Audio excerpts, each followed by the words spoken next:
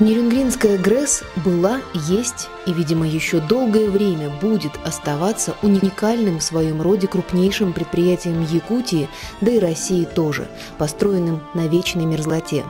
Энергетики, как сотрудники самой, в буквальном смысле жизни обеспечивающей отрасли, привыкли к ответственности за свой труд. В их числе заслуженный энергетик республики, депутат Госсобрания Утумен, директор станции Олег Тарасов. И все-таки в канун профессионального праздника всех энергетиков мы призовем Олега Владимировича не к ответу, а к рассказу о родном предприятии. Нерюнгринскую ГРЭС часто называют энергетическим сердцем Южной Якутии. В свои 23 года это сердце бьется ровно. Станция повидала всякие времена. Но главное, что люди в ее истории были одинаково верны своему призванию. Вдвойне приятно, когда об именах и фамилиях наших ветеранов напоминают не подписи на фотографиях на доске почета, а их дети и даже внуки, решившие тоже стать энергетиками.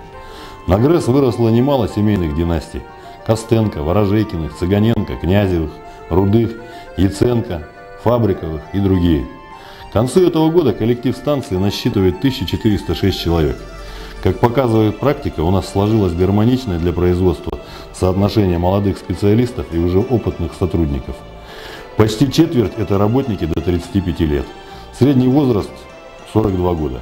По-прежнему в нашей профессии много женщин. 40% – это, правда, не половина коллектива, но не менее прекрасная от этого она не становится.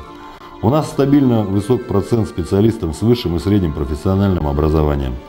Мы серьезно подходим к вопросу подготовки молодого поколения энергетиков.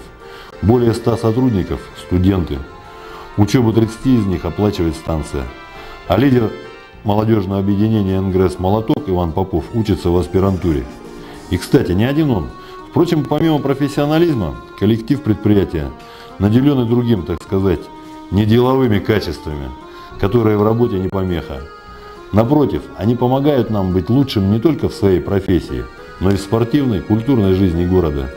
Мы традиционно поддерживаем детский спорт и гордимся успехами воспитанников хоккейного клуба «Энергия», яхт-клуба «Парус», школы бокса.